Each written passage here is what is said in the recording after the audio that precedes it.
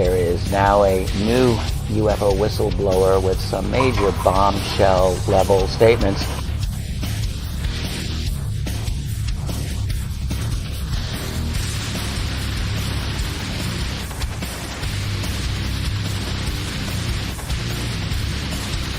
There's very compelling evidence that we may not be alone.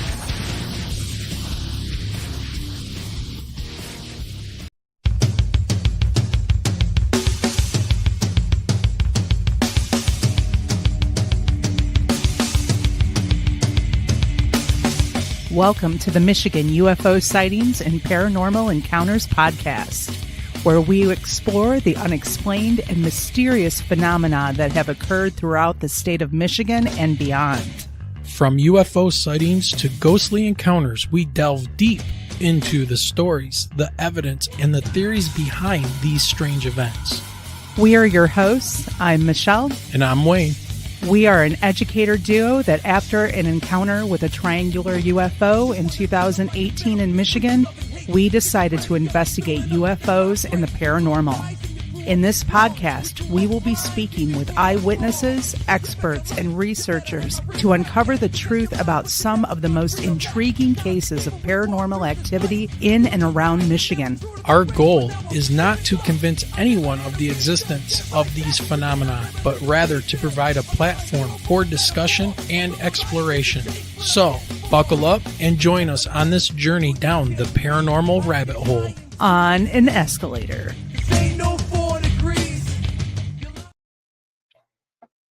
All right. Welcome back, everyone, to the most controversial Michigan UFO sightings and paranormal encounters podcast. Well, you're really fishing for it tonight, well, aren't you? You know how it goes. So we are glad to have you joining us, and on this Sunday night in the shadow of the great Motor City, Detroit, Michigan. Did you forget where you live for a minute? My brain is not working today. Yeah, I did forget where I live. Oh, boy. Yeah, it's definitely October. It is October 5th, 2025. And you know what that means? All Hallows Eve or Halloween is quickly approaching. It's that time of the year where the nights get longer, the days get shorter, and the trees lose their leaves. The veil between our world and the spiritual realm is thinning. So tonight, we're talking to one of our favorite psychics and authors of all things paranormal, Gemma Jade. Michelle, you want to just jump right into this? Yeah, absolutely. Yeah, let's just bring her on. All right, here we go. It's Gemma Jade. Hello, Hi. Gemma. How are you? Guys? I'm good. Good. Well, Thank how you for have having things me. been going? Good. Things are good. I love spooky season. I'm extra busy because every year I try to do 7 nights of Halloween on my channel. So I put from the 25th to the 31st, just an extra one of my pre-recordeds, but it's a lot of extra scripting, editing, all that stuff. But I love it. It's what I love to do. So other than being super busy, things are cool. Awesome. Now, before the show started, we got information from one of our listeners that a few months ago when you were on, I'm going to show the picture and maybe you can talk about it again a little bit. But he said that after he saw a show that we had with Nathaniel Gillis, these scratches showed up on his arm.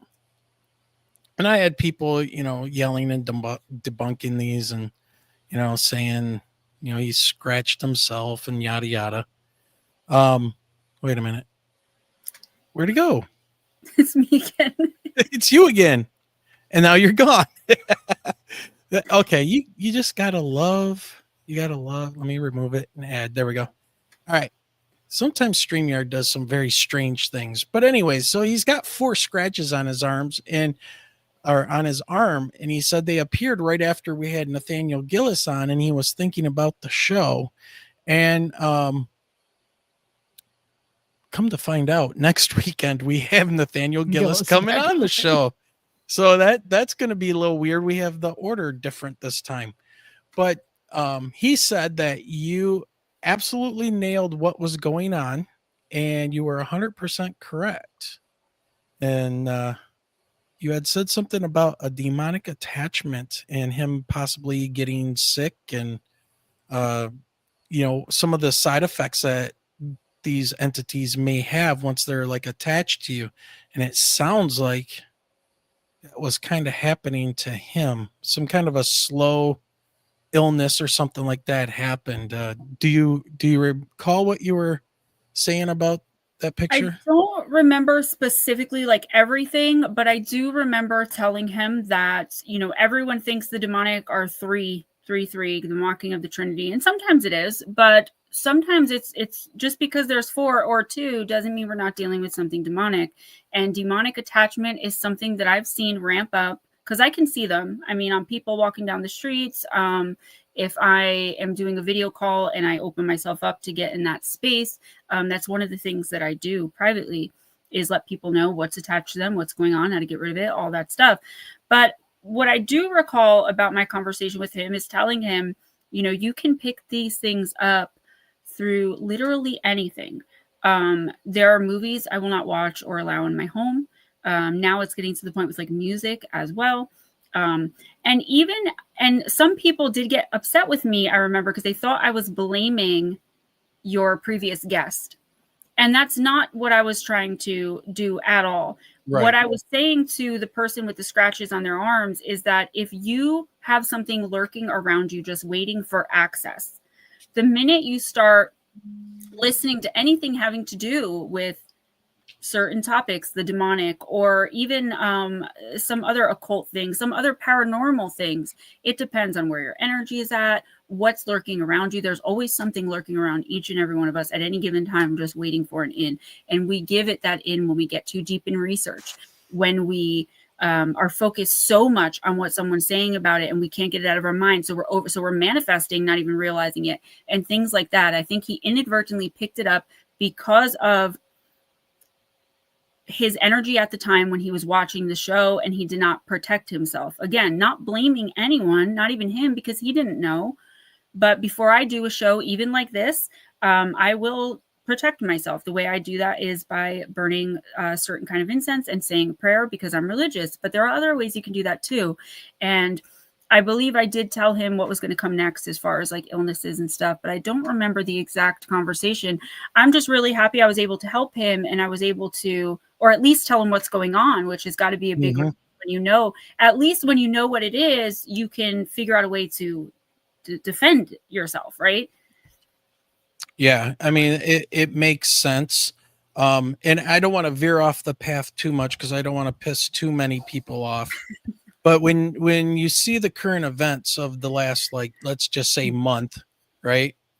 And the first thing that was going through my mind, and Michelle got mad at me last week because I said I'm not a Christian. I'm not really a religious person, but I am spiritual.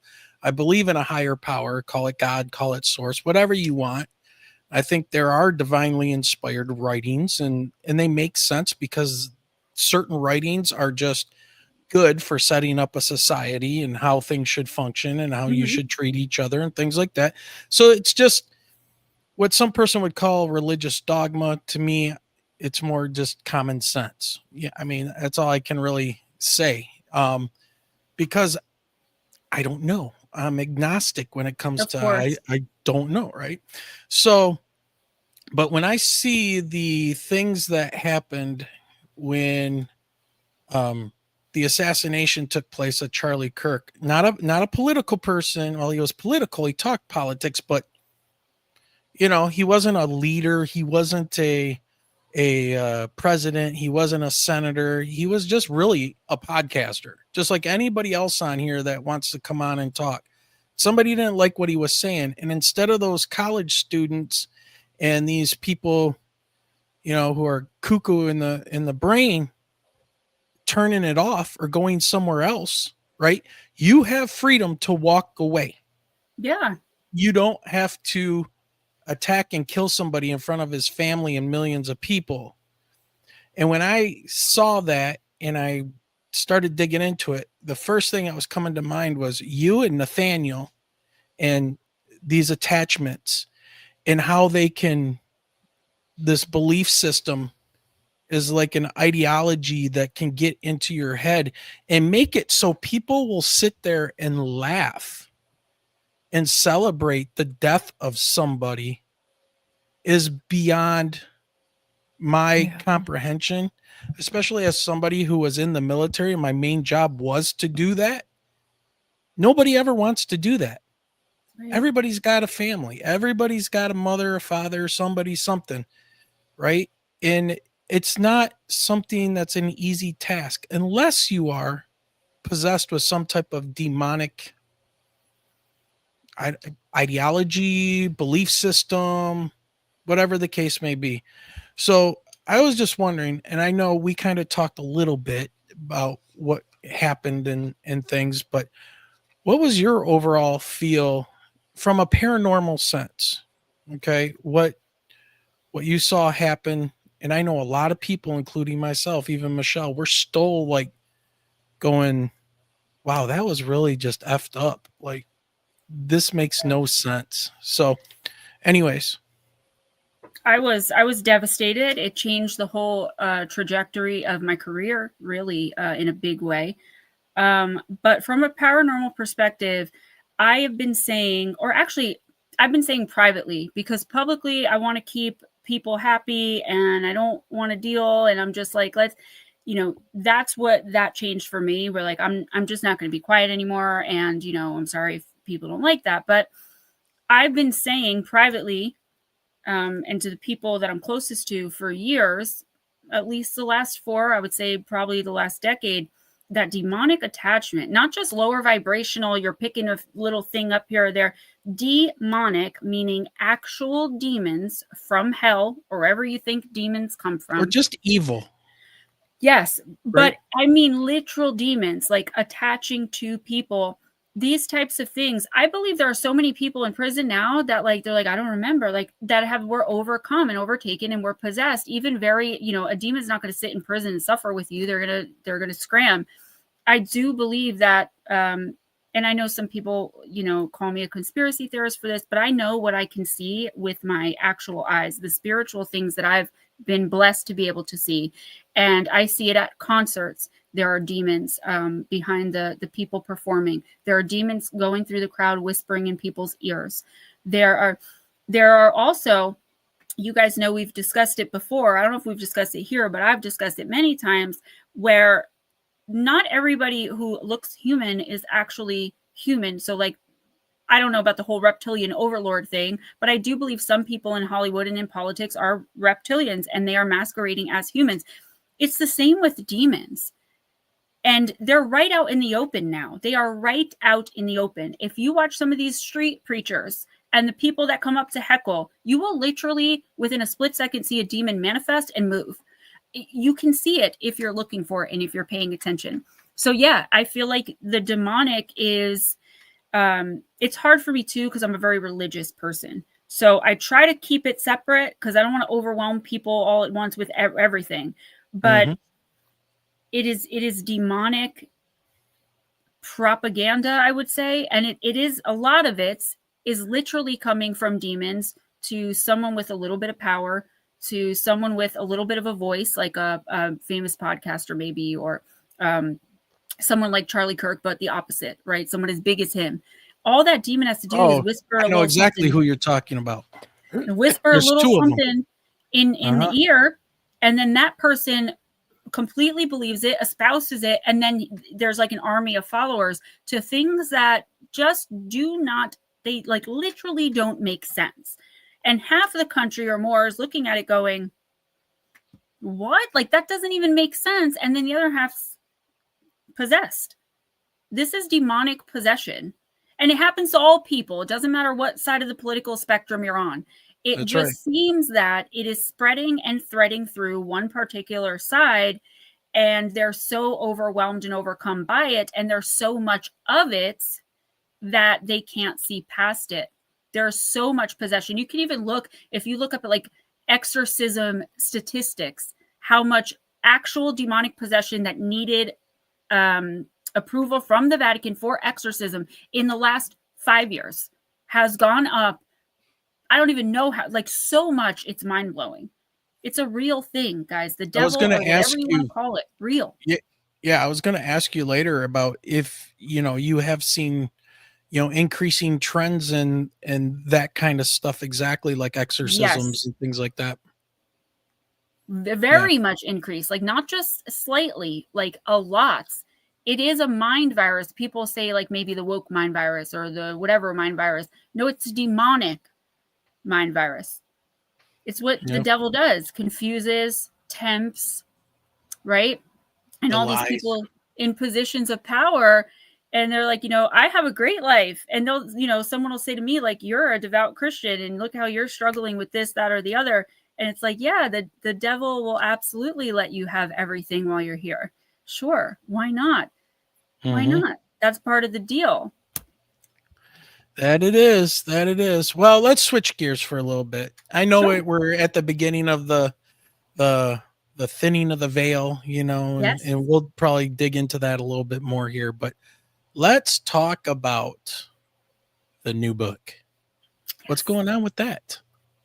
So it's right up your guys' alley. Yeah, this is us, man. Let's go. It is totally you guys. It is. I haven't even come up with a name for it yet. I've got a few ideas in mind, but it is about real encounters with extraterrestrials, real documented cases or cases that listeners and friends have sent to me that I believe. I always go by instinct with those types of things, whether I know the person or not. If I intuitively, instinctually feel that it's true, I'm very hesitant to tell people I don't believe them because of everything I've seen my whole life. Like, it's devastating. So I just want to do that, just like I did the campfire stories where it's like encounters with things in the woods.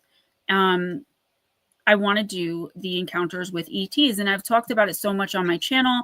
I was never interested in extraterrestrials. It's not that I didn't believe in them. I was just like always really terrified of that subject ever since I was a little girl. If a commercial even came on that had like space in it, I would run crying. I never understood this until Mother's Day 3 years ago when I had an experience that I remember with some extraterrestrials, and I've been having a lot of them ever since. And it kind of pulled me into this community. And I was like, you know what? I have so many of these encounters already. Let me make a book about it and put it out there. I mean, I've covered so many other things: BEK, fairies, shadow entities. Why not extraterrestrials? Because they're real too. What they are, I don't know. Where they come from, I don't know. But I know they're real. Well, I think that's kind of where the government's at this point. They don't know much about them, but now they're finally starting to say it's real. I think they have no choice at this point to at least say some. They cannot. Then again, with everything else people deny on a daily basis, that's so obviously not true. Maybe, but I feel like, of course, they're going to have to say something now because there is no denying this. It's like with other phenomena. The BEK, I say it in that book. Shadow entities, I say it in that book. I say it all the time. Throughout millennia, all of these hundreds or thousands of people, tens of thousands of people have all the same experience, completely independent of one another, with internet, without internet, never speaking to each other at all, have the exact same experiences. I'm sorry. No, that's it's just not possible. So what are some of the things you're finding really interesting and maybe a little on the creepy side of looking at this alien abduction and what you're digging into? Are you getting the same kind of vibe? Like if you do too much research into the demonic things and stuff like that, that you might, possibly go too far and end up somewhere you don't want to end up, or some other kind of attachment or anything like that? That is kind of what I've been a little leery of, is like, how deep do I really want to dig? Because I know what happens when you look too deeply into the paranormal, the occult, the demonic stuff, demons, but I know how to protect myself from that. Those protections, I know for a fact, do not work against extraterrestrials, which is another thing that blows my mind, because like people are like, they're demons. No, they aren't, because the protection mechanisms that have been in place for millennia that I use do not work on a lot of different ETs that I've seen, and that I've encountered and that have made contact with me. So I do take it little by little, because I've had some beautiful encounters. I mean, I'm saying it like I've had a million. I've had like 6 different encounters, and I've had some beautiful ones. They were overall beautiful, but there were 2 that I had that were literally the most terrifying thing I've ever experienced in my life. And I've met the devil face to face. Like, this was worse what was going on with me. And some of the things that I'm starting to find out that kind of messed me up a little bit as far as like my abilities and all the things I've been able to see and do my whole life is a lot of people are starting to point to the fact that like those are things that kind of like being able to get into someone's mind, not read minds like people think. It's an energy thing where I'll pick up what someone's thinking and be like, oh, that was weird. It happens all the time. But it's like that's what a lot of ETs just generally do, right? They speak telepathically.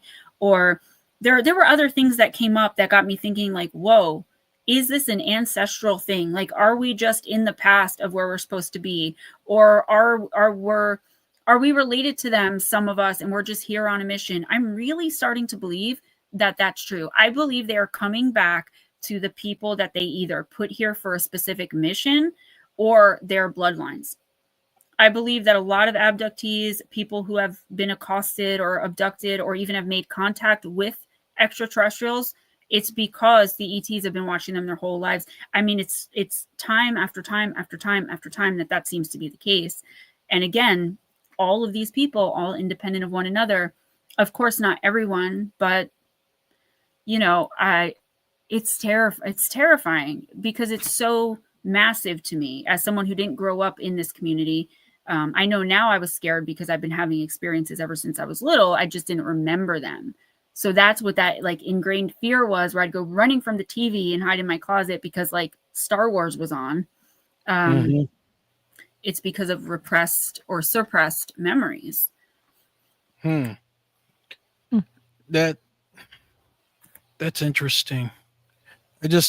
What was one of those experiences that made you completely like, I mean, if you want to share, like what was one of those really bad ones that you had to deal with? I mean, and to your point about like families or bloodlines, we have seen that with a lot of people we've interviewed on here about abductions and implants, that it's now their grandchildren or it was their grandfather or grandmother. And yeah. And so as a matter of fact, one of the gentlemen we just recently had on here for three episodes in a row, Benny Fogan, and he had the alien metal that was basically tested and found out to be not made on this planet. You know, he has a daughter, which they call the alien baby, you know, because his wife at the time couldn't get pregnant. They were both abducted. The next thing you know, she's pregnant and giving birth. And she could pick like symbols off of cards. And we're going down there in a couple of weeks. They're only in Ohio. And we're going down there in a couple of weeks to meet them and see them in person and the metal, which will be an interesting show all of its own. Yeah. But we'll have to meet online with you right afterwards to see what has attached itself to us. Yeah. Oh, just hit me up. I will help you in that one. I got you. Yeah. So again, there's a family that has had experiences for generations. Yep. There's lots of them. Me about it. So anyways, back to your story. What was one of the things with this alien abduction or aliens that terrified you so bad? So both times it was terrifying. It was reptilians. Both times. And they just terrify me. I don't even like covering them anymore. I used to think they were so cool and like fascinating until I remember waking up in the middle of the night, but it was kind of like I was in a dream, but like I was awake. You know how like, you know, the difference, but when you're in a dream, sometimes you're like, wait a minute, I'm dreaming. I can just do whatever. It was kind of like that. So I guess I was like in between, and I see this blinding light outside my window. And, you know, at this point I still think I'm dreaming, and I'm looking, and I just couldn't even keep my eyes on it. It was so blaringly bright. Now I don't even have street lights. I don't have sidewalks. We don't have lights in our yard. Like, it is pitch black out there. We live in the woods. And I remember for some reason, instead of being like scared, there was a beautiful woman's like sing-songy voice of like, just relax, go back to sleep. So I'm thinking I'm dreaming anyway. So I'm like, oh, okay. And I go back to sleep. And the next thing I remember, because the memories come back very incomplete and in bits and pieces, and I've spoken about this on my channel very briefly. I was being held down in bed, and by these three creatures, and they were huge. They weren't like small little, they were like, I would say like 10 feet tall. I'm 5'7". They were gigantic and extremely muscular. And they didn't need three of them to hold me down. That's for sure. But they were trying to, as I was screaming, they were trying to suck something out of my mouth. And I was screaming, no, no more. Like, I already see enough. I don't know why I was saying that. I don't know what it means. But again, back to my ability being connected, I don't know, but it really made me start thinking. And then all of a sudden, I, screaming, blink, open my eyes. I jump up and I'm just lying in my bed. But I have scratches going up my arms. I have, scratches here. And they're not the typical, like I woke up with some scratches, like the guy who we just showed his picture. They were very different. And they did kind of look animalistic. And I just have had this feeling ever since that they were trying to like that my abilities have been given to me somehow. And they were not trying to take, they were trying to give more. They were trying to get me to be able to, it was so creepy. And I still don't know what happened. I saw them one other time, but it wasn't in a dream. It was when I was out. I was at the fair about a block away from my house, and a person just morphed right in front of me. Everything. First, I'm looking at this person, right? And they have, it was a tall white male. I mean, at least 7 foot tall. And I know that because my husband's 6'5", and he's very tall. This person was at least 5 inches taller than my husband. We're all standing around to watch this magic show that's going on the stage. Small town New Jersey, not a big thing. It's in the field of the church. So, it's small, but there are a lot of people there. And I'm with my little guy. And this person sticks out right away because they have this huge hair, this ponytail of dreads, and they're very tall. So I just look, and they turn back, and he looked at me and kind of like sneered, or smirked, I would say. And I was like, oh, and it gave me just like my whole body just turned ice cold. And I was like, oh, and I tried to focus my attention on the show. Then I couldn't pull myself away. I had to look back. I looked back, and this person had morphed completely into a reptilian extraterrestrial, and nobody was moving. Everything stood still except for me and this thing. There was about a line of people in front like this, and then they were in the line in front over to my left. And they turned around and looked and smirked and stuck out their little lizardy tongue, turned and faced the stage again, and then everyone started moving. A different part of the show was on. It was like the time it stood still for me and this thing, but for everyone else, it's like I was like not, like they were still watching whatever they were watching. Right. I missed that part. The whole thing had to have lasted a full minute because they were like on to the next trick at that point. That was this past June. Yeah. Okay. Tell me you wrote about that in the book. Not yet. I just started the book, so. Okay. But I will. That needs to be the opener. I want to go back to the brightness. Did you say that was one of the creatures that was so bright you couldn't look? I always thought it was a craft, but I really don't know because the brightness was so bright. And then when I looked out the window, my windows are very, they're not like a regular size window. They're those small, like all the windows in my house, you can't put an AC in them, like very small. Mm-hmm. And when I looked, I remember thinking like, what the F is that? And before the thought was completed, the lights got so bright. And then the voice came, and it was just like, the voice was like warm honey spilling over my body. And I was like, okay, that's weird. As a recovering addict, I'm like, oh, I know this feeling, and I just laid back down. Do you know, by any chance, who Michael S. Heiser is? No.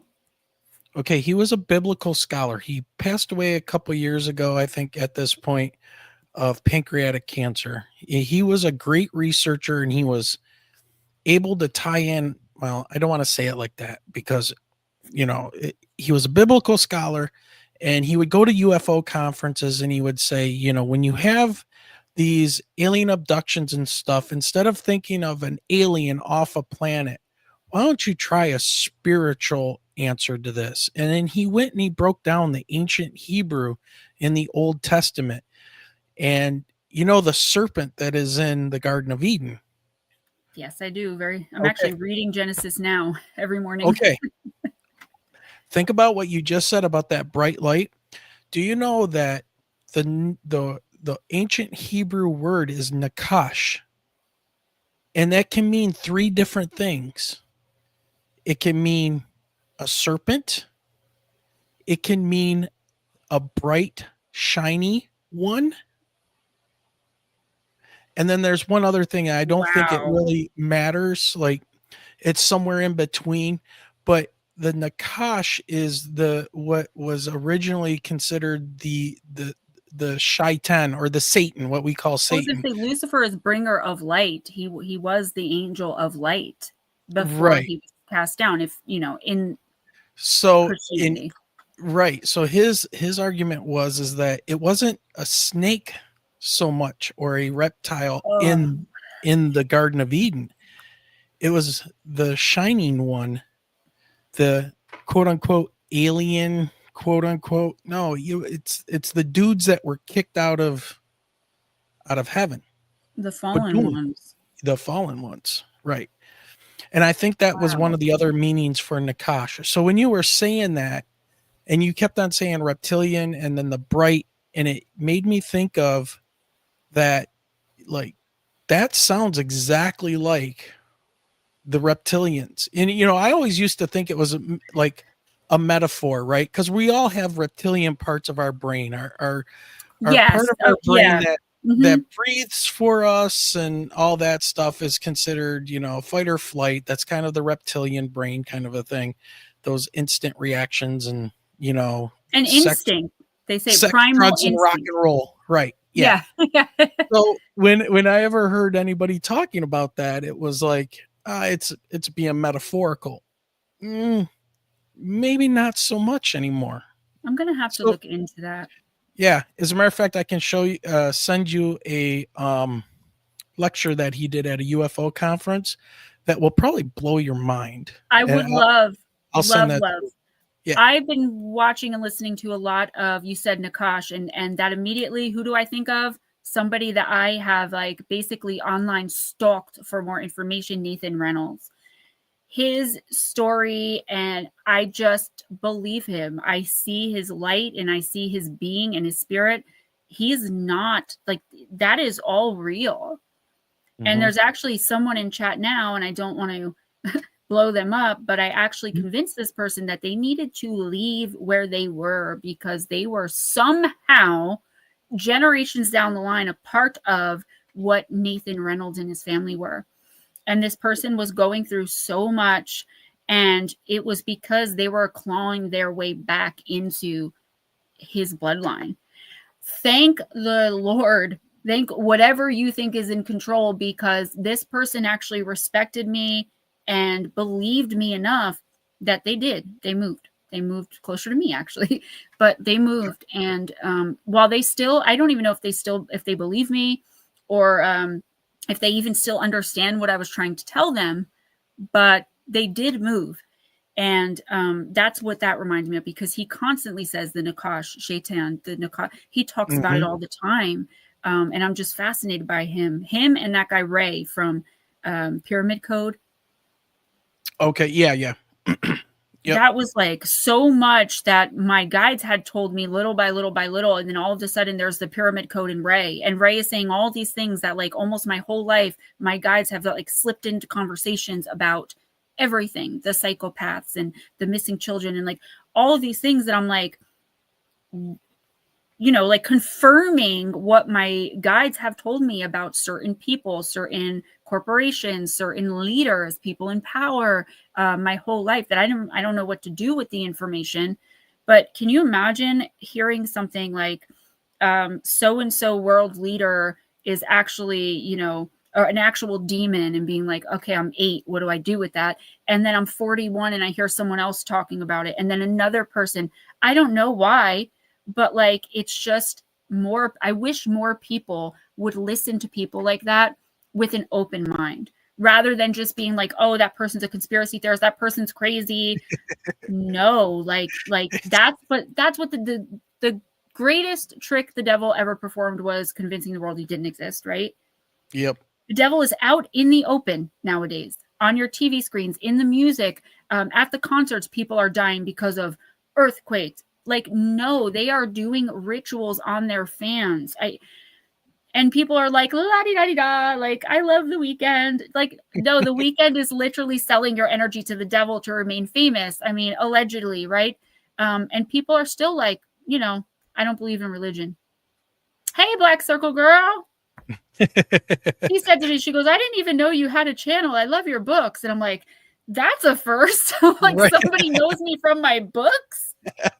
Awesome. Yeah, so welcome to everybody in chat, and even over on Gemma's channel. If you guys are watching over there, she's streaming the broadcast over there on her channel as well. And make sure you guys go and check out her channel. And just hanging out and talking about everything. Yeah. All right. Well, so Gemma, go ahead.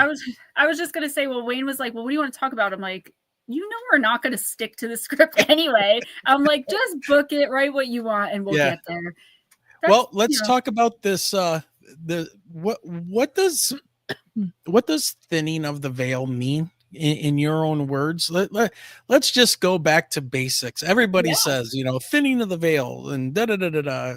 What does that mean? What are people really trying to say or convey when they say that? So I know that a lot of people like roll their eyes at that term now because it's so overused, right? Like the word narcissist or bigots. It's just so thrown out there all the time that people are like, oh, whatever. But it actually Nazi. yeah, Yahtzees. It is a real thing, and it's something actually that's happening all of the time, little by little, especially recently, again, with, you know, these other realms opening up and these things coming out. And I think I've discussed that with you guys before. Imagine all of these so-called witches from back in the day, girls at slumber parties using Ouija boards, people in the woods thinking it's funny to try to conjure something. All of those portals need to be closed. Hello, they're not. These things are coming through at a rapid pace. And the more they come through, the more, I'm going to put it this way. This is not like what is the word? This is not like exactly it, but this is a good way for you to think about it. Every day, more and more portals from other realms and dimensions open up, which means less of our world is ours and more of our world is shared, right? Because once that portal opens, if it's not properly closed, and normally it isn't because we don't even know we're opening them, let alone knowing how to stop, find them, look at them, and close them. So it becomes more ours, right? It's not human world anymore. It's whatever's coming through and our world, in our world. This is happening all the time. The thinning of the veil, specifically in October. Now, a lot of people say too, like, oh, it's Halloween. Halloween night, yes, it's at its thinnest. But throughout the month of October, and this is something to do with the moon and something that you'd probably be better to ask some pagans about. But I know in the month of October, from the very beginning, something with the moon, the phases of the moon, or it just starts slowly, the world between this realm and specifically the other side, the spirit realm, not these other, you know, interdimensional, all those other portals that are opening all the time. This is specifically between us and the other side. The spirit realms, heaven, hell, whatever you want to call it. And little by little, it thins out until October 31st. And then something happens in the first week of November where it starts to thicken up again, where it starts to become more walled in. More people have experiences on Halloween than any other night. That's one of the reasons. Also, more people are looking to have experiences with ghosts and creatures on Halloween. That's another reason. But that's really just what it is. It's the ability to see beyond our human eyes into spirit or into other realms, dimensions. But in October specifically, it is the ability to see the other side, or I would say, ghosts who did not cross over. The pieces of souls, when your soul shatters, and one piece stays here and the other piece is reborn into someone else that looks exactly like you. I've seen people haunted by their own soul piece before from a past life. I mean, but that's what that is. I mean, it's a really simple thing, but I think it's just been thrown around so much that people don't even really listen. It's not, in my opinion, really a good thing. Because for as much as you have good, you also have the negative side of it. And I think far too many people nowadays, because of the demonic overtaking I was just talking about, people are more interested in the darker side. And you can very easily, especially in the month of October, pull those things to you without really doing anything. Yeah. Michelle, do you I was think going to it's say, when does Stranger Things come back well? to Netflix? I only saw season Talk about- one. I haven't. Talk about thinning the veil. That's like the prime example for me. And look at how many people are addicted to watching it. Yeah. Not saying No, that it we're does. one It of them does or that. anything. I don't Michelle, allow like The Exorcist in my house, because I've seen what comes out of that movie. I was tormented as a child for years after watching that because something came from that. It just was, there, you gotta watch. You gotta. I know it sounds, a lot of people are like, you're crazy, like that's overboard. No, I don't mean like be on your kids, like what are you watching? No, like parental controls and everything, but like, use discernment. If it feels wrong to you, not just scary, but if you feel like something on top of the fear when you're watching something, listening to something, turn it off and rebuke it. Wayne won't it. watch The Exorcist, and it's one of my favorites. I've never gotten through it because it terrified me so bad. I was like 6, and my uncle was like, you were baptized Catholic, so that could happen to you. Who tells a 6-year-old that? First of all, why am I watching it in the living room with my mother while I'm 6? But my uncle says this, and then I was so terrified, I ended up manifesting an actual demonic thing that followed me from home to home until I was like 12, all because of that one statement. My ability I was so fearful. Right? And I'm like, I can't. I've never gotten through that movie. Never gotten through it. I was watching that at 6 years old. My mom's like, come watch this with mommy. And I'm like, oh, yay. No, I've watched it before. I don't think I made it all the way through when, once I see the head do the, 360 degree rotation and the puking on the priest. I think I was pretty much done, but I was pretty young when I saw that as well. And that kind of like, yeah. I'm not but Michelle, scared of much, I'm not scared of much, but demons do terrify me because you guys, they are real. And it's not, they're way worse than anything that Hollywood could think of. Believe me, they are real, and they want nothing more than for you to suffer. I actually have a story I told on my live stream. If we have time, I'll tell it, about someone that signed a contract with the devil and what happened to her. A documented case. Ooh. All right. Well, since we're talking about thinning of the veil, Michelle, I'm going to get something set up to quote unquote surprise Gemma with another picture. Oh, is this my bestie's pick? So I want you to set this up. So I have to give a little bit of background about this, around this photo that you're about to see. This is an image that my friend had sent me that she had caught on her Ring camera at about 4:17 in the morning. I asked her, I'm like, do you think it's a bug? She's like, nope, not a bug. Okay. All right. Don't say about the neighbors. Okay, I'm not going to say anything about the neighbors yet. All right.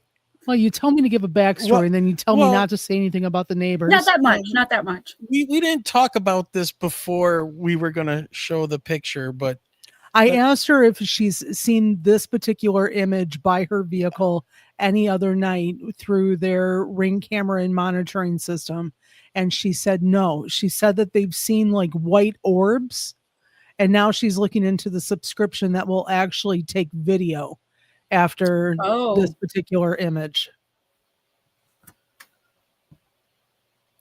Now, I told her, I said, it's probably a bug. I don't think so. Do you see it? Oh my God. That I don't think it's a bug. I mean, But then it's got a face. it's It's like a possessed literally got. scarecrow. That was what I was going to say, either a clown or like a scarecrow. And I know people will say pareidolia, like, no, like that is actual. It has energy. I don't believe it's a bug. So just so you see this, it says here, motion was detected. That's what caused the picture to be taken. This Can a is bug do that? a bug wouldn't appear like this. I don't think so. That blur, when you see that in images, like if you take a picture of your family and someone has that, that's an energetic blur. That means whatever this is has an energy about it, right? I immediately, when I saw that, I got the feeling of, and I sound so ridiculous saying this, but some type of energy, like it's energy. Yeah, And that's what yeah, you're right. Well, a friend of hers had done like almost like a heat transfer to it as far as the images, and it ended up showing up 3 different skulls. You know what's funny about that is I was going to say it almost looks to me like it's changing. Like, yeah, like more, I wouldn't have said more than one, but like that's kind of like in my head. I was like, wait a minute, I just saw this and now it kind of looks like it's that. Now look at where it was showing that I think this box is showing like this is where it was detecting the motion. There's nothing there. Unless its energy either came from it or passed through it, right? Passed through that spot, or it's emanating to that like spot. And this was just on the 29th of September. So lots of 9s there. I don't know if you see this. 2 + 0 + 2 + 5 is 9 on the 9th month of the 29th. But besides that, hold on, Michelle. I know what you want to say. I want to tell briefly about the neighbors. I want you to go into detail. Oh, boy. All right. So I'm sitting there thinking it's energy. That looks like some type of energy pattern. But I wanted to see if I could match up any of these lights, maybe being a lens flare or something like that. And I can't see it. And as somebody just said in chat, T-Bone, ain't no bug. No, a bug would appear differently. Indeed, by the way, yeah. And here's the thing. Okay. If this took a picture, where are all the other bugs?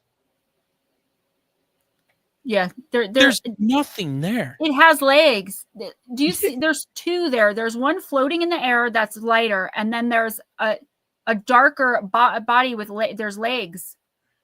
All right. Why is it doing this? Okay. All right. I'm trying to look with like human eyes right now, not like trying to see like Gemma in the audience. So I want you to look at the house in the background, the one with the porch light on. Okay, so that's the house that we're going to talk about for a moment. The couple that live there are both deceased. Now, the man had passed away. The speculation is that the wife may have unalived him. Oh. But it was officially ruled. It was never proven. But what they say it was? That he unalived himself. Oh. Now, okay. The rumors air quotes for people listening on the podcast. There are 2 different stories to this. One, it's a multi-bedroom home, and one of the bedrooms was turned into a jacuzzi room. Okay, freeze. What about the woman, the wife? What happened to her? She passed away on the front porch. On the front porch. She died on the front porch right here. So sometime after. It was about 8 months. Let me finish talking about the husband. All right. So he had turned one of the rooms into a jacuzzi room. Well, what would happen is young men would come over wearing like camera devices around their neck. When they would come over, all of a sudden the shades in this one particular room would go down. Another part of the speculations and the neighborhood stories is that the husband was doing something to the woman's son. Don't know the age of the son, but that was demonic. part of the backstory on the gentleman that lived there before he became no longer of the living. No And more of then this world. then his wife sometime later had passed away literally on the front porch. So, and all the while across the street is where my good friend of over, oh my God, 35, 36 years lives right across the street where this image showed up by her car. Floating in the air at 4:19 or 4:17 in the morning. Thinning of the veil. She said she got alerted to it on her phone. And so she was able to quickly grab a screenshot. But like I said, she has reported that she has seen like white orbs around in her front yard. And we do not know if they are coming from the house across the street. And just so you know, too, and Michelle, correct me if I'm wrong. I might be not remembering this correctly, considering my brain is all foggy as of late. But he unalived himself by a shotgun to the chest. Was that correct? I'm not 100% on that one. He supposedly used the wheelbarrow to prop the shotgun up. I or think, something, but I'm not 100% sure. I would have to confirm. quote unquote. All right, so Gemma, you're looking concerned. I guess sometimes I can't help who like drops in. I see the chat talking about Sumerian goddess, Lama, and I do believe in those protective spirits, and I can see why, if you're familiar with those or something like that, you would maybe immediately go to that. But if you take everything together from what I was talking about before, where like there are so many more actual demons walking the earth, so many more possessions, so many more demonic and even just lower vibrational spirits. There are lower vibrational and like militant deadly ETs out there that are seeking to feed on our souls.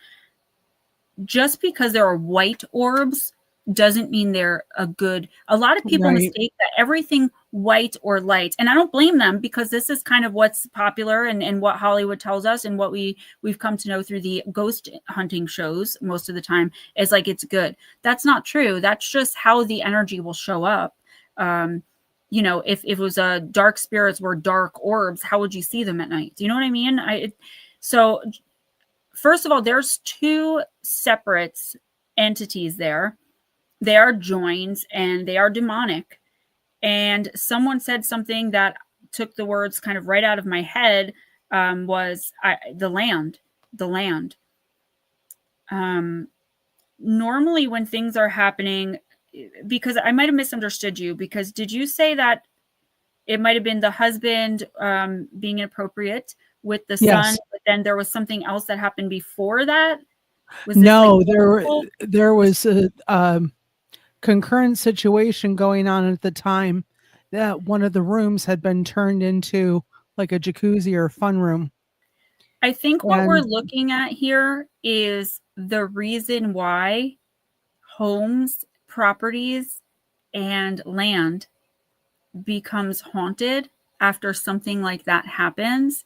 It's because those types of deaths, both types, whichever one it could have been, either or, bring these types of demonic entities that are going to now feed off of the negative imprints and energy left there, and then stick around because now they're fed to cause more pain and suffering to feed off of. And I would not be surprised if a decade or even two from now, there weren't more strange deaths or happenings, not only in the home, but in the area.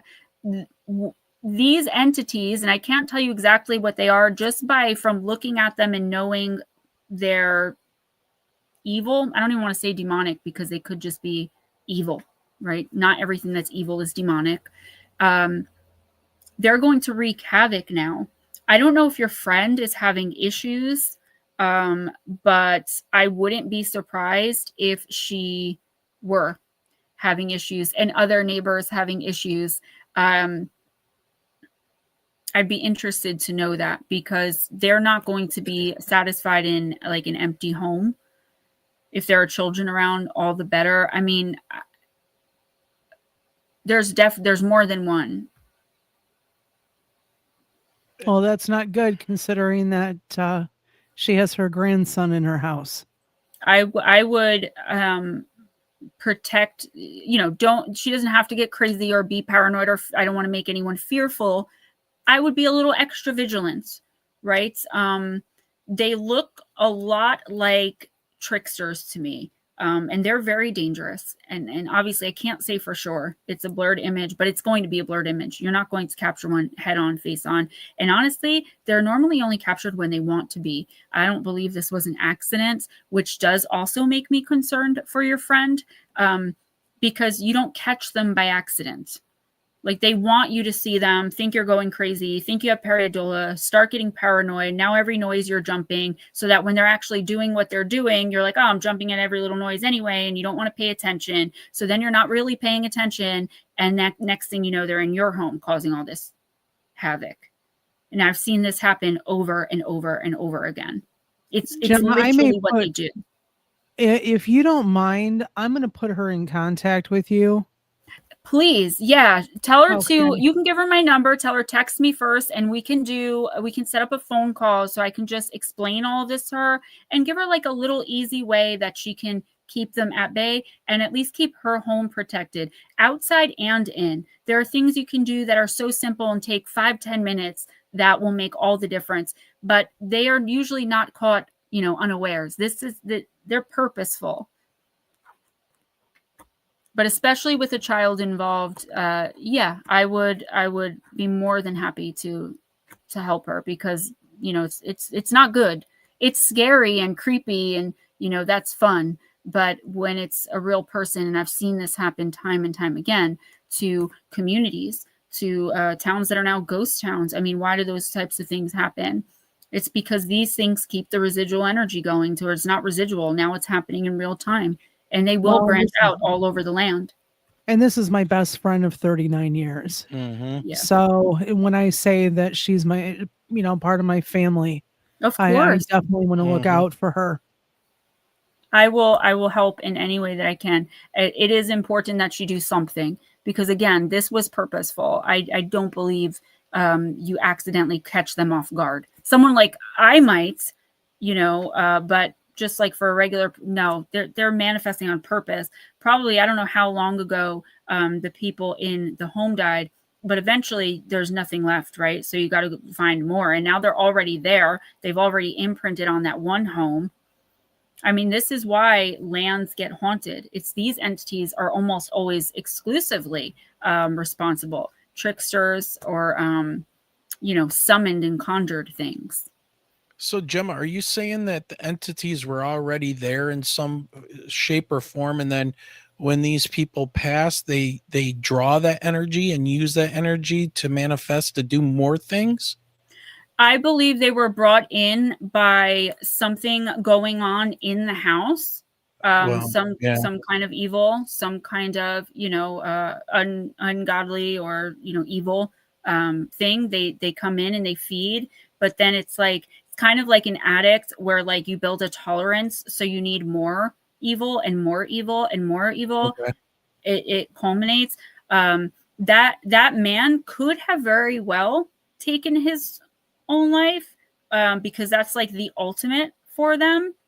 But I would say, honestly, I don't think so, because they get that one big bang of like, yeah, this is great, but then there's nothing.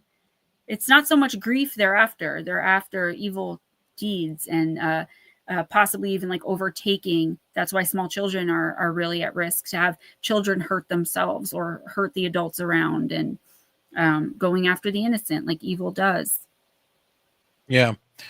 Well, what kind of advice? I mean, you were just kind of hinting to it, but if there's people out there watching this later or listening later, what is your advice to give to people that maybe they feel that they're being contacted by aliens, or at least visited, or dealing with some kind of entities. Let's just say, for simplicity's sake, let's say entities, and let it, apply to things that are not human.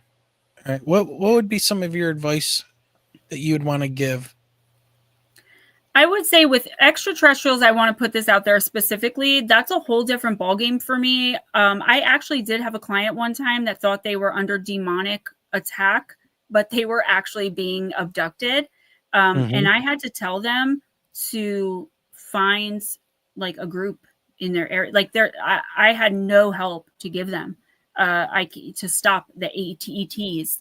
But I know for spirits and entities and those types of things, barring extraterrestrials, the easiest thing is prayer. If you don't want to pray, I always tell people burning sage not only cleanses negative energy, it also keeps it at bay. And it also clears germs and stuff out of your home too. I mean, sage is like a wonder plant, really. That's the easiest thing. I make sprays with moon water and crystals and herbs and all this stuff that people can spray. But really, saying a specific prayer, depending on, what your religion is. So I'll ask someone, where do you stand with God? And then I go from there, right? Salting, all of these things that sound pagan or sound Christian, there's like a mixture of them, right? To keep these things at bay or get them away from you. And the main thing I would say to someone, and this is very hard, talk to someone who will believe you absolutely, and then have them keep you mindful of what you think is happening, right? So then you're constantly mindful. Nope, that thought's not mine. That thought's not mine. If you were religious, I tell you rebuke it in the name of Jesus. If you're not religious, I would tell you to bind it, to picture whatever's whispering in your ear, give it a face, and then picture it in your head, binding it up and locking it away. I mean, the Shining thing, what was it? Dr. Sleep in The Shining. That is a real thing you can actually do. You take them and you lock them away. Well, just real quick, T-Bone does. Yeah. Oh, there he is. T-Bone asks, what is moon water? So moon water is water that sits under a specific moon. So most people, I'll take like 2 big of those water cooler containers through each full moon each month. Each month's full moon has a name. I don't know them all by heart, but I know there's like a beaver moon, a wolf moon, a cold moon. And most people just use full moon, but I also do it in the new moon. It depends what you're working with, what you're trying to get rid of, what you're trying to bring in. Normally my sprays do like getting rid of negative attachment and keeping it at bay and all that. But it's really just water that sits under the light of the full moon from the time it comes out to the time it sets. Okay. And again, each month has a different moon that's good for different things. And each phase of the moon is good for different things, the moon cycles. And it's just really powerful. It's like charged. The energy is charged by the moon. If you believe in it, right? If you don't believe in it, it's probably not going to do much. Yeah.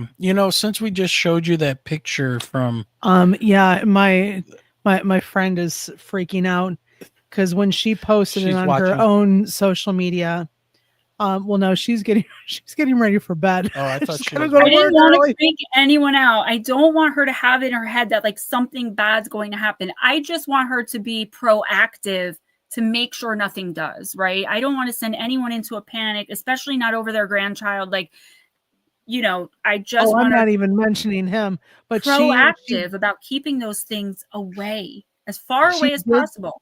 She did say that the whole area where they live used to be farmland at one time.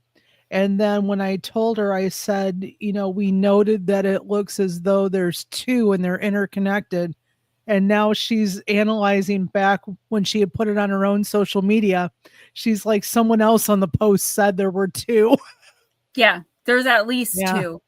I have this thing, and I mean, I'm so used to stuff like this. Like, it's one of the main reasons my faith is so strong. I have a thing that when I moved in here, it was this big, and the only way I can describe it is a demon, a giant demon. that runs around the edges of the woods on my property at night because I've blocked it from entering. So now I kind of screwed up because its only focus now is entering. It no longer really goes anywhere else at night because its focus is, I will get in now. When sometimes it would come, sometimes it would go, sometimes it'd be there. 6 months it wasn't. But finally I was like, this is terrifying. I'm going to do something about this. And ever since I did that protection on my property, it's just fully focused on getting through. So you know, sometimes you don't know I don't know what to do, but I know I don't want that thing in my home. I'm a super sensitive person. My husband's so closed off. If a ghost tapped him and said, believe in me, he'd be like, that's great. And he'd walk off. And I have a child in the home, you know, and it depends on your openness too. I mean, people really don't believe that things are going to be around you and they're going to try to penetrate and they're going to whisper in your ear and they're going to try to overtake you. Some people are just born completely closed. They will not believe. They refuse to believe. They're not going to listen. And there's no penetration at all, no matter how hard the entity tries. And I think that's why some people don't believe, or like some people can live in a so-called haunted house. 5 people live there, 4 people are being attacked regularly, and one person's like, y'all are crazy. There's nothing here.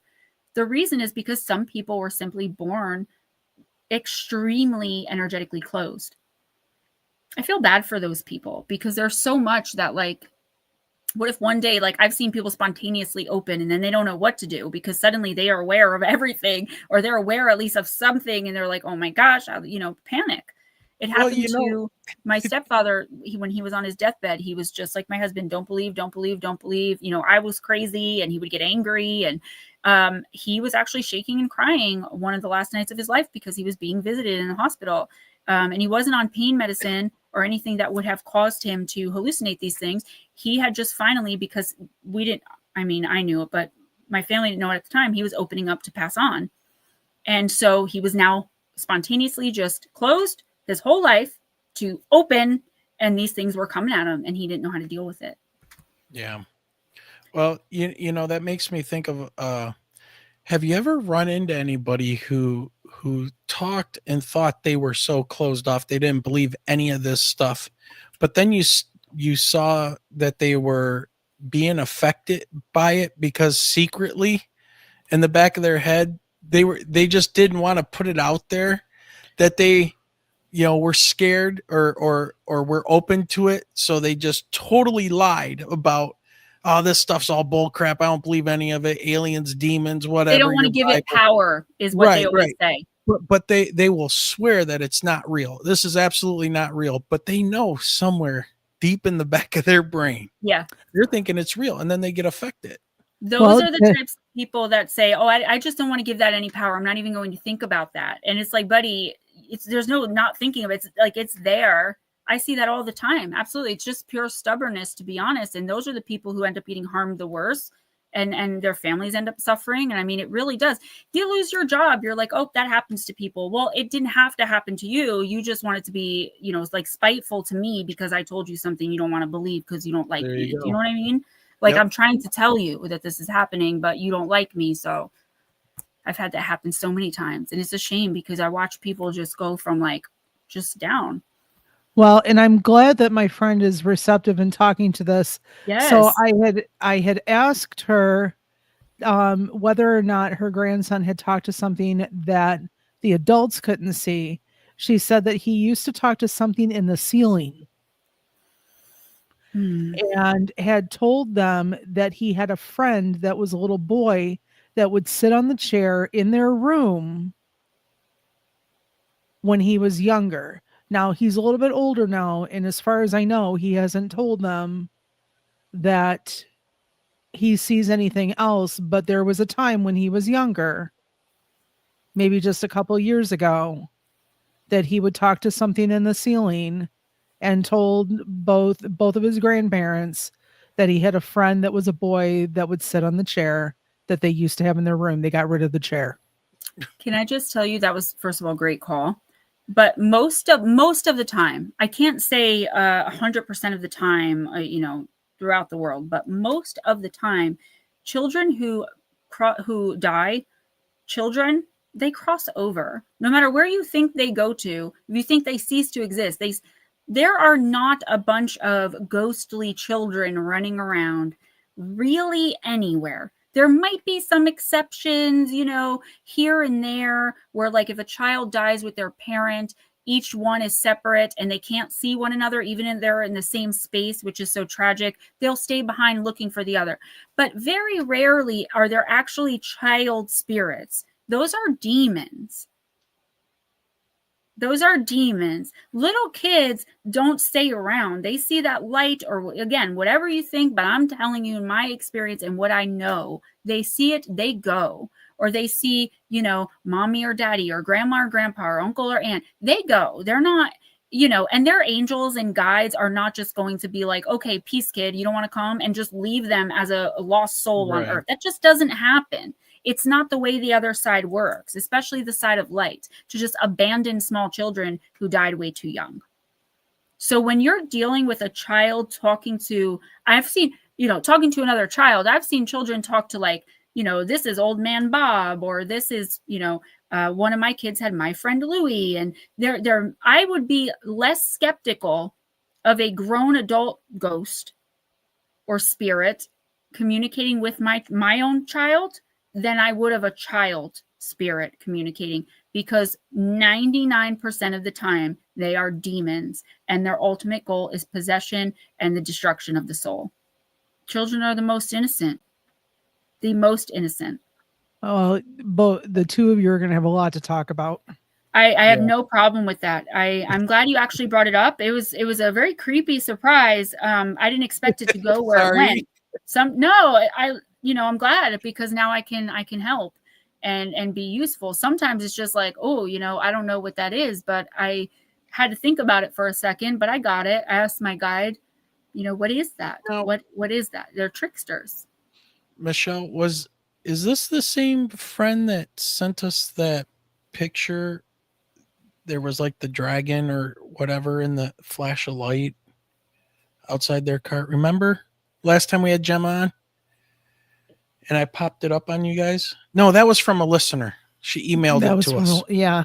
That's what it was. No, okay. This is the first time that Bestie has ever sent me a photo. Yeah. And she is just absolutely in disbelief trying to figure out what it is. Listen, if I saw that, I would be terrified. And I know about I spent my life seeing these things. It still scares me every time. It's not like, oh, there's just another demon over there. Yeah. It's still terrifying, especially for me as someone who believes in Jesus and I'm a practicing Christian. It's not just like nonchalant, oh, there's some more shadow people. It's terrifying and scary for someone like me. So I can't imagine for like a normie, like a muggle, like what that does to them, Oh, she's got a couple more.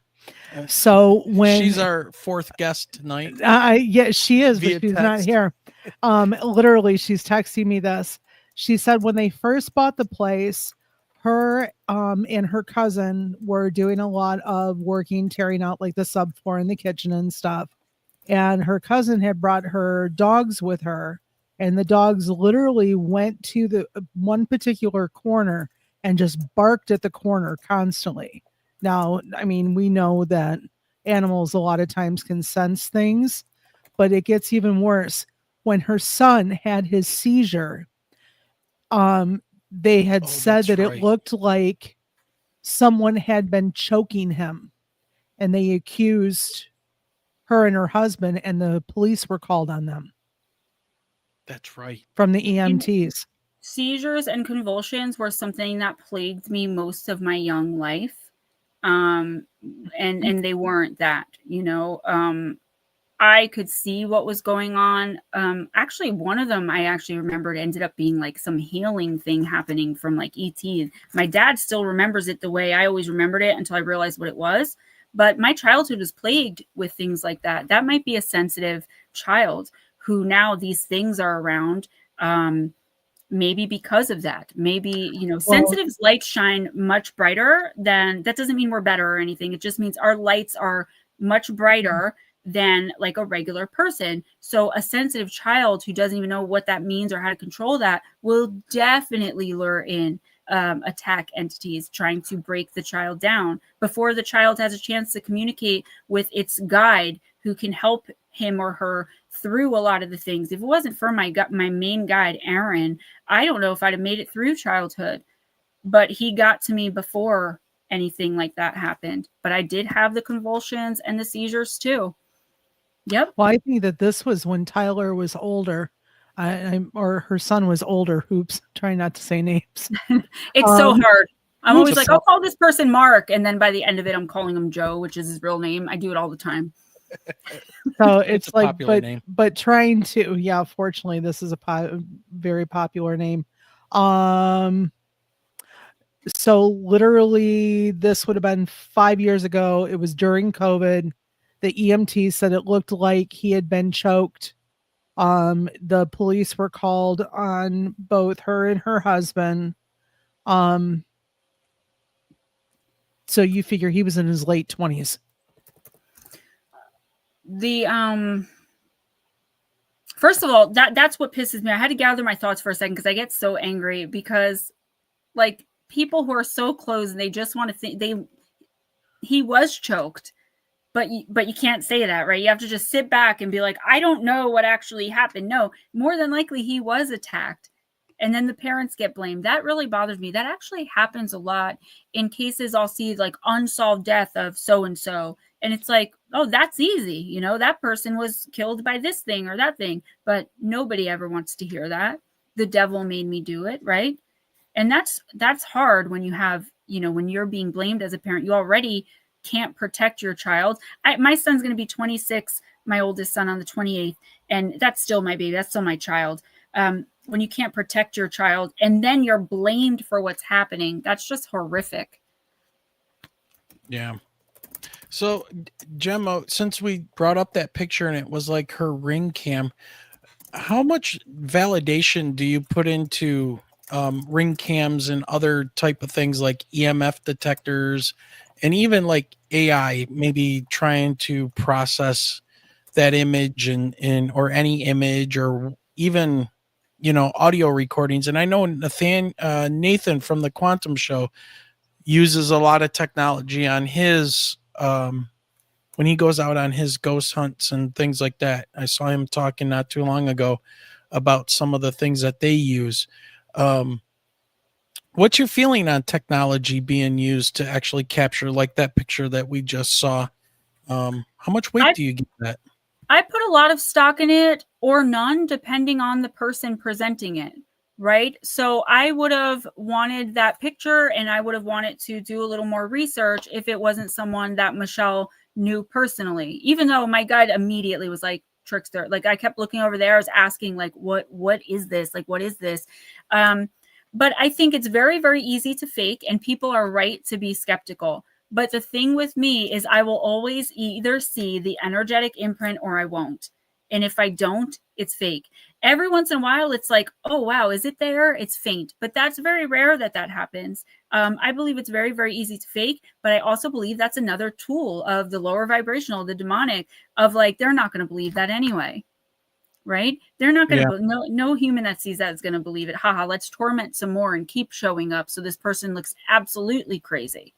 Right? So then they're locked away or they lose everything and then we can feed off that energy. I mean, they're here for destruction. Look at our, world. Look at our country. I mean, they're all over the place. There is a city of literally, like I would say 72% of the city is suffering some kind of demonic something on the West Coast here. We all know which city it is. They're overrun. I watch videos of people just going, you wouldn't believe the things I see just on the video. I'm like, oh no. Oh, and like every 2 seconds, it's like, oh my gosh. I can't watch it. There's so much demonic activity and it's all culminating in one spot, really. Well, several spots over on that one part of the map. It's all over, but there it's like so much. And it's just like, let's hide in plain sight. People aren't going to believe it anyway. And you'll see the people who will come in later and be like, oh, that's obviously a bug. This girl doesn't know what she's talking about. They'll come troll me on my channel. I don't care. Don't believe me. Leave yourself open to and susceptible. I did what I came to do. And see, what bothers me about those people, okay, if you want to debunk it, take a screenshot of it, put it on your YouTube channel and put your neck out there, right? So why are you bothering with your time to watch something that you don't believe. Go A on lot to of something you do believe. a lot of time they do have something on them, that That's right. like if I talk about religion over on TikTok, there are people that get really mad. They go after me. They come after me on all my social medias. Why? Their demon is irritated, right? And I think there's something in some people who have these attachments that they're angry that they're being exposed. They're angry that someone like me exists, or that someone like you guys that are willing to put it out there and analyze. But I tell people all the time, I'm like, oh, you didn't like that? Well, thank you for the engagement. And when you go and put yourself out there on your channel, be sure to do it differently. Like we're putting ourselves out here, Right. and we're open and subjected to, I know with me, it's bullying, body shaming, trolling, and I'm a fake, I'm this. And finally, after 5 years on YouTube, I'm just like, okay. Thank you for the engagement. I get paid whether the comment's positive or negative. Have a nice day.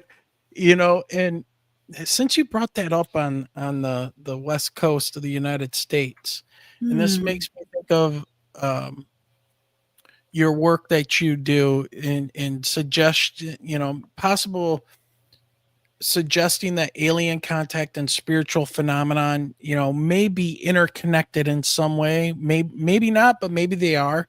Yeah. But now that you brought that up, it made me think about some of the biggest UFO cases outside of Michigan, that is, around the West Coast. And it has to do with like people reporting portals over the Pacific Ocean along the coast where there's the deep trenches and there's USOs, underwater submerged objects doing hundreds of miles an hour and flipping around and blowing submarines away, like not literally blowing, you know what I mean? Yeah, They're no, just I know. zipping by and then Yeah. shooting out of the water and disappearing off of radar and everything else.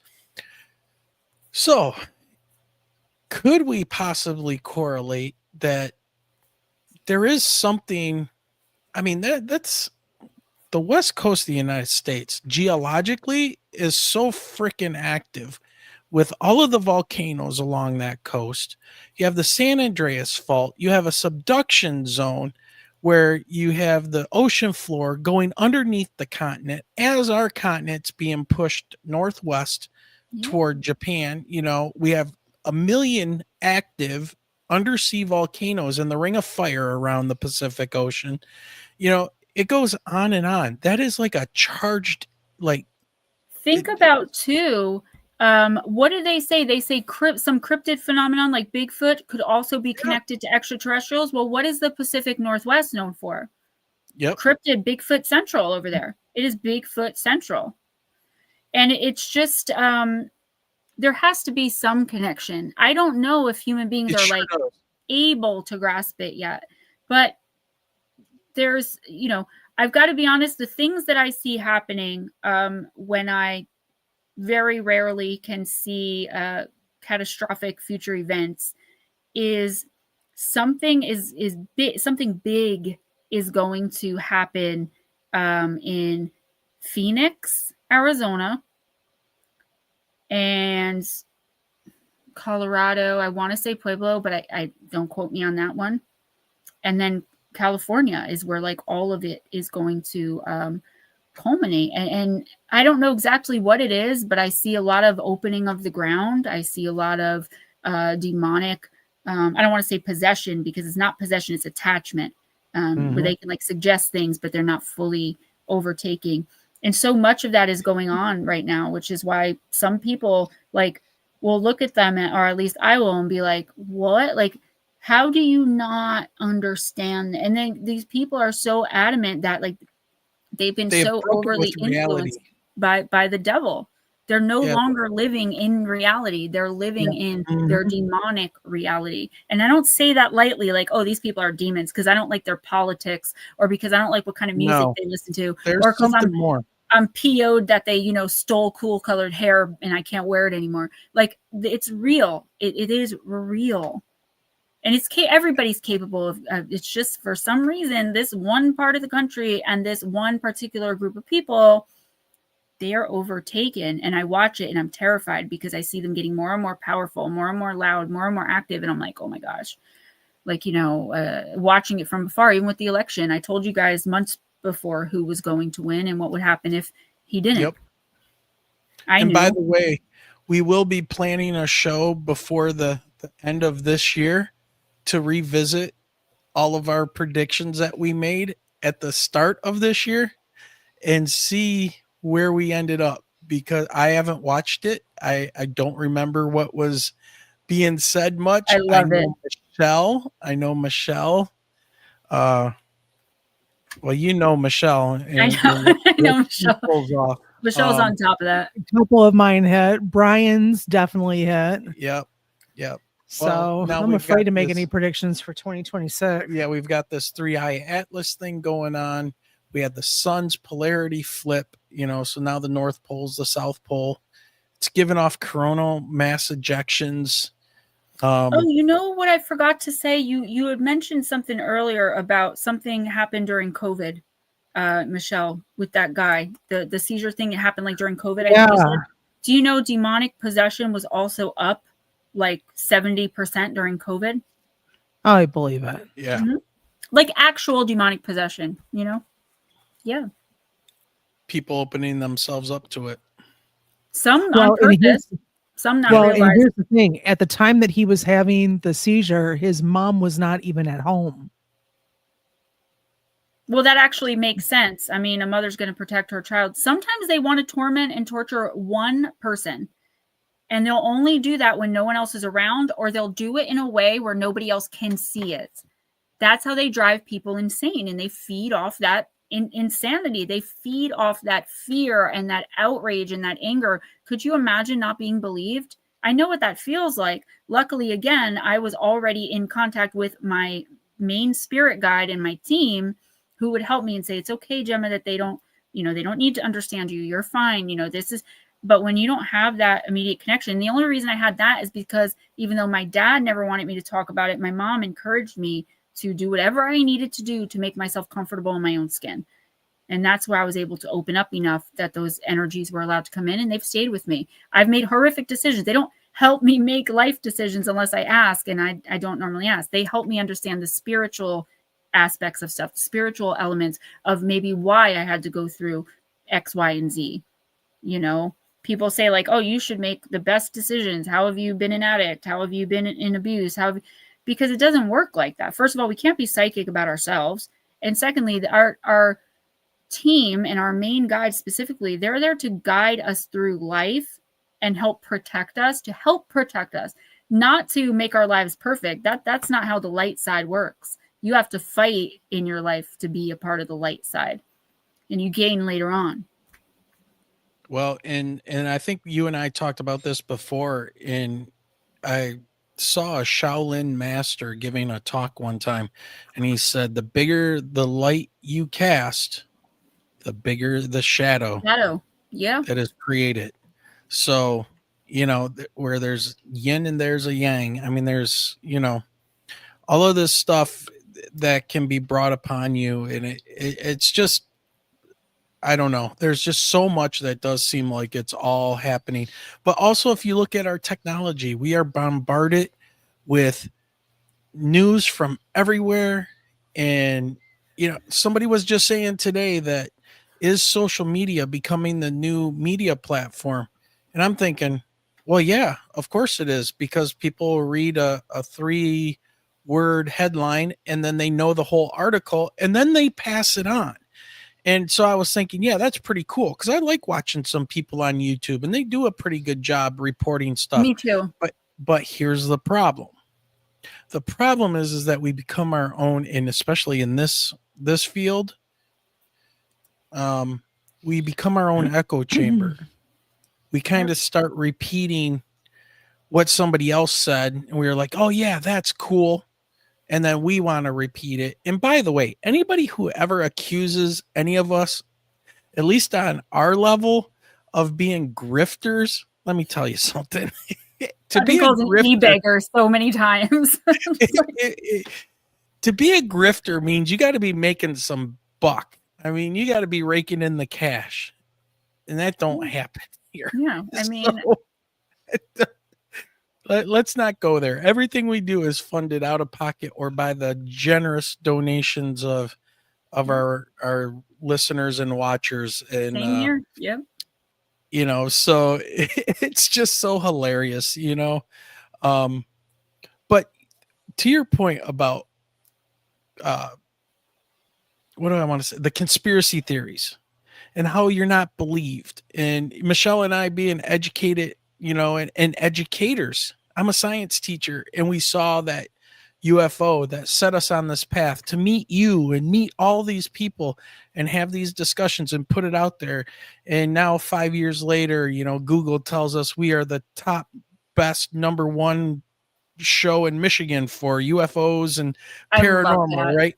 But we have less than 2,000 subscribers. I still don't understand that. I said that the other day. I'm like, it took me 5 years to get 6,000 subscribers. Yeah. And I work like I don't have like a day job. This is my social media and writing books is my job. And still people hate me because they don't like the way I look. People hate me because they don't like the way I talk. People But they people hate still me because watch. my teeth are crooked. Like, just go somewhere else. Like, just then But they don't still like- watch. That's I don't get it.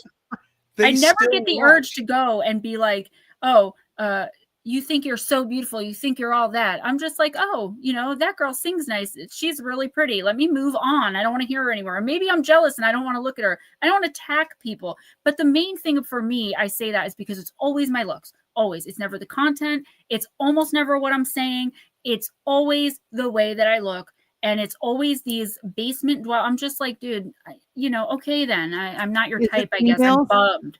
You bet know, you are. Is it generally females coming at you? I bet. men too, but yes, mainly females. Mainly Oh, yeah. females. And I'm like, I know I'm the type, jealous. you know, that's fine. I've met a lot of women like that. It's just, it's so like, why, you know, grown adults bullying other grown adults on the internet. Like, what are we? They never Again, really we get grow up. paid for our 3 cents for the comment, whether it's good or bad. So Right. keep at it. Well, that's just it. And that's one thing I've discovered about YouTube. And I think they recently made this kind of change, is that they're not so much thinking about like your analytics and stuff. It's not about subscribers much anymore. It's about views. Mhm. It's about how many views and how long people are viewing and stuff. But conspiracy theories. So nobody believes us. You know, all of this stuff. But then why are world leaders and things like that having Yep. ceremony, the burning of cares, where they are wrapping up a fake like baby and throwing it in a fire at the foot of a giant statue of an owl It's totally who is normal. known as Moloch? They're wearing cloaks and stuff in the middle of the night with baby sounds, you know, And screaming once over they were found loudspeakers. out, they moved. They don't do that. I'm sorry to interrupt you, but you know, they don't Right. do Bohemian Grove anymore. They've moved. I'm sure they still do it, but they've moved it now. Why? If it really wasn't Right. happening and it wasn't going on. But you're a conspiracy theorist. And not only that, It's like that's the right best you're there. going to come up with if you're making up stuff to get people to watch, right? Or like rage baiting people or trying to get people to watch. You're not going to, that is ridiculous. Yeah. But it's I- true. And I think that's what I was saying before. Like it goes back to that where like it's so incredibly obvious. It's right there that it's so obvious no one can see it. And like it's so ridiculous that people are like, it can't possibly be true. But it's so ridiculous. Who would make that up? There's so many other things I could think of that would get people to have more views on my channel to say Right. than I've seen spirits my entire life. And now I'm remembering being abducted. I could say much cooler stuff. I could tell other real life stories about being on the streets that'll get more people to watch. Why? Why would I do that? And I found YouTube too. No offense to you guys. You guys are great. But like just the random people that happen to stop in, it's the cruelest platform out there. People are the most, I have never been treated so poorly in my life than I am in my YouTube comments.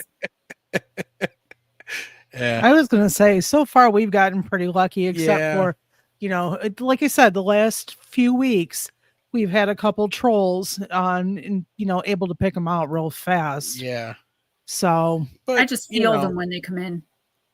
Yeah. In my stream, you'll see I'll go like this and Ghost Dragon will go like that. And then everyone in the chat's like, don't worry, we're ready. It's like we can just feel them when they're, because they'll come in and say something like, you know, and they'll just throw a question out like an oracle, like not say hi, not say nothing. They're just trying to like get me in a gotcha, you know, and it's just like they make themselves very obvious. Well, you know, a lot of that is bots too. Yeah, You know, that is a big so problem on here in the live stream specifically, actually. in a lot of the people and things we've had to deal with, it is really, I mean, I found, you know, defense contractor guys and DOD guys that have come in, especially like in our Facebook group and stuff. And it's like, look, if you want to know what we know, we'll happily tell you. That's why we have a show. Yeah. I mean, you know, you don't have to play these kind of games, but what they want to do is, you know, control the narrative. That's really what it's all about. Create confusion, control the narrative. That's like I said, what is Satan's greatest trick, right? It's right in our faces. People dressing up like Satan and performing at music awards on television. Everyone's cheering and applauding. And you don't realize you're watching a ritual take place. Right. I think it was Travis Scott, allegedly, obviously, because I don't want anyone to get sued, but people died at his concert because he was jumping and then the crowd started jumping, and people were trampled and it might have caused an earthquake. Like, no, he was ritualistically sacrificing people. Why does one specific performer come out all of a sudden in darkness and in a red or black hood, I think it's red, with images of bloodied bodies falling behind him on all of the big screens, as music that sounds like evil demonic worship music plays in the background, and he doesn't say anything for a full 4 minutes while the crowd cheers? He is sacrificing. You think sacrifice, you think the person has to be unalived. No, your energy is well enough, because once an entity gets a little piece of that, if they like that little piece, they're going to find you and direct all their attention to you. They have nothing else to do. And if you think about that, yeah. And then, you know, there's the whole idea of topos, right? So are you using energy to actually manifest these things? So if the person that's running the ritual, right, in this case, let's say some stage performer, and then they're gathering up all this energy and having people jump up and down and stuff, what can they manifest? Yes. That's exactly it. You know, there was actually a YouTube short I watched. It was funny because it was this guy and he was behind a gate pretending to be at a concert. And the singer was like, repeat after me. And it was saying, you know, singing. And all of a sudden it's like, I worship the devil and we're going to worship demons tonight. And then everyone's so entranced. They're like, I worship the devil. And the guy's like, oh, wait a minute. What did he say? You know, but it's true. It's so true. It's why, you know, I haven't been to a concert in probably 20 years. I think, you know, Bruce Springsteen was like the most I'd do, because I'm scared of what is going to be there. What am I going to see? I recently told a friend I don't particularly want to go to the Beyonce concert with her. And immediately she was like, oh, I know why, because I must be racist. But no, it's because I don't like the energy and the things that hang around her that I see. It's nothing to do with that. She's admittedly a witch. You know, we can go down, allegedly, we can go down that whole rabbit hole. People sometimes they don't want to see it. And sometimes they think it's cool. And sometimes they're being conditioned over time spiritually by these entities to think nothing of it at all. Yep. All right, Gemma, look, it's been an hour and 40 minutes already. I know. So we're going to have to wrap this one up. What do you got coming up? And what do you got going on, man? So I did take a break from Live Intuitive Oracle for the time being. I'm focusing more on my religion and spirituality, but that's public. I'm still doing private readings. I've got my Halloween scents out as far as the manifestation intention sprays with the moon water and the crystals up until Halloween. You can email me to get any information about any of this. I also have the book coming out. It's as yet untitled, but I'm hoping to release it around Halloween. Real encounters with extraterrestrial entities that people have had. I'm staying paranormal on YouTube. I'm not really changing much. You might see some comedic religious stuff in my shorts. But if you want to do the religious political thing with me, you can follow me over on TikTok, because I'm very vocal over there. That's really it. I took a step back from a lot of doing interviews, and there's too much going on with people. You know, I trust you guys. I don't mind being around you. There are some people I just needed to take a step back. But you can find me on YouTube every Tuesday night at 10:15 p.m. Eastern. I release a fairly short video about some true crime case or some demonic haunting. I've got the 7 Nights of Halloween coming up from October 25th all the way through to the 31st. There'll be a different video with a demonic theme every night uploaded on my channel as a premiere, so you can watch and talk to one another. And for any and all correspondence, guys, I don't do Facebook messages. I don't really, I'll comment back to you, but like if you have questions and stuff, always email me. I don't do PMs, DMs, TikTok, Facebook. I don't do any of that stuff. You've got to email me if you want to communicate with me or ask, me any questions. That's awesome. Michelle, did you want to say anything? Did your friend text nope, you? Nope, I just went ahead. Well, she's got to be up super early for work. Yeah, I've got to get up at 6 a.m. too. My little guy just got home with my husband. You called at the exact second. I'm like, oh, good. Okay. So, but I told her that you had a young one at home, and where you're at. I will get back to her though, and I will set up a call with her at the very least, if not a video call, because then I can kind of look around her and see through the video call, is something already there? Does she have issues, or do we just need to keep it out and just be proactive? Which is kind of the energy I feel, because I don't feel all nervous and like when I'm connected to someone like I am with you, Michelle, and that person's connected with you, it's almost like I would pick it up like that, like, oh crap, I don't feel very like anxious, or I just feel like, let's be proactive. I will help her at least keep it at bay and teach her how to protect herself if anything does start happening. Okay. Awesome. All right, Gemma, it's been a great night, and we want to get you out of here so you can get up in the morning, and we got to get up as well. So I got to get up in Mom. Gosh.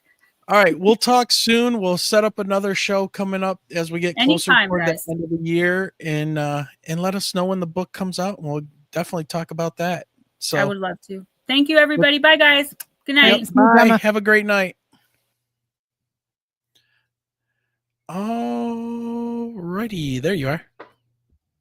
Okay, well, first of all, before we sign out of here, we gotta give some big thank yous. So first of all, we had T-Bone, who has now been a member for 12 months on YouTube. Thank you, T-Bone, very much. And then we had Gary with a super sticker early on in the show, even 15 minutes before the show started. And rocking that Detroit Tigers gear in that photo, in that picture as they move on. Yep. Detroit Tigers getting after it. And then we had T-Bone, who hit us up with a great donation via YouTube super chat. So awesome. And look at T-Bone sporting the Michigan UFO t-shirt all the way out in British Columbia. So Canada, we love our neighbors to the north, the great white north up there. So, and Dorothy, and Mama Dorothy. Yep. Dorothy renewed her membership today as well. So thank you, Dorothy, and thank you everybody for helping us out in joining us, especially over on Gemma's channel as well. We've got a long week. We've got the banquet tomorrow. Yep. So Michelle's teacher of the year. Yep. Where I am getting look at Diane. Look at this super chat from Diane. Thank you so much. And we now have Shelley Montgomery as a YouTube member. Awesome. Thank you. Tomorrow we have the banquet, secondary teacher of the year banquet. Yay. So I don't know. 26 years of teaching, Michelle, and it's finally paid off. Don't know if I have to give a speech yet. This might be completely impromptu tomorrow night. But remember, it's October. Yep. And I cannot wait until one of my kids asks me for a bathroom pass tomorrow. You know why, Wayne? Oh boy. Why? Be like, it's time for a spooky dookie. Middle school teachers, when you poo in the month of October, it's a spooky dookie. Yes, the spooky dookie. Okay. I must not have gotten enough sleep last night. Yeah. And you're functioning on not enough sleep and coffee. And so. I had a huge cup of coffee during the show. All right. So what do we got coming up? Well, right now, as it stands, next Sunday, we have Nathaniel Gillis coming back on, and we're going to talk about the paranormal entities, his research into what he's calling necronetics and how his research is going. And we're going to get further into that. So Nathaniel will be with us. I am working Dead stuff, on scary stuff, and hopefully nobody else gets scratched. before Before you come and watch the show, make sure that you do put up some kind of protection for yourself. Dragon's Just blood, do it. Salt what- circle, something. whatever it is, right? Say a prayer, Saint Michael. I don't know who the protection saints are or anything like that, but do something to protect yourself, because every time we have Nathaniel on, things get weird, either for us or for people in the audience. So just keep that in mind, because we do poke the bear with Nathaniel, and we expose a lot of the dark entities that are around. And We're going to be putting things up in chat just to keep chat safe. yeah, and then so we're planning on a Saturday show coming up. All right, so because we are going down to Ohio to visit Benny Fogan and make some videos of the metal and any experiences we might capture down there. Are we talking about the 18th? Oh yeah, No, we're doing a show on the 18th We're doing a because we show, are going right. to see Aaron Lewis. that's right. We got our So- concert that weekend. I told you I have brain fog. That was part of my birthday gift, was to go see Aaron Lewis yeah, in Detroit. down in Detroit. Yep. So Aaron Lewis is the 19th, but we're going to do a show on the 18th. Nobody's signed up for that yet, but I'm trying. I've made contact with the one and only Ryan Graves. So I'm hoping he reaches out and wants to come on the show. We've got some other interesting Yes. stuff though up our sleeves. Yep. And then So- our first Sunday of November, which is November 2nd, we have the one and only Daryl W. Sims, the alien hunter, who's been on a ton of shows and co-hosted shows. So that's going to be a fantastic show. And he was the host of Uncovering Aliens. And I think that was Discovery Channel or Animal Planet, one of them, but he's been on so many of them. He's a former CIA officer. It's going to be an amazing show. And so we talked on the phone the other day, and he just emailed me and confirmed for November 2nd. So that's going to be an awesome interview that we do. So Michelle, what do people do if they want to contact us? Please email us at mi.ufo.podcast@gmail.com. That's right. And as you guys know, if you want to help support us, you can with PayPal Super Chats. You can join our Patreon. We have a merchandise store. You can click on the links. Everything is in our show descriptions, and you'll see a link tree. Click on that, and it'll take you to all of our stuff, including the audio version of this podcast about the next day after we do the live show. It will show up on Apple Podcasts, Spotify, iHeartRadio, Amazon Music, among others. And then, Michelle, what should they have been doing during the live show?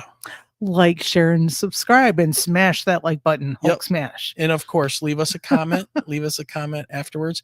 And we still have our new website is still up and functioning. It looks like it's doing okay. So with that being said, ladies and gentlemen, thank you for joining us tonight with the great Gemma Jade. We are very happy that you were here, Have a great week, everyone. and have a great week. And remember, keep your eyes to that. Sky. Dang it. Sorry. Why'd you do that all the time? Shush. It's time for a spooky dookie.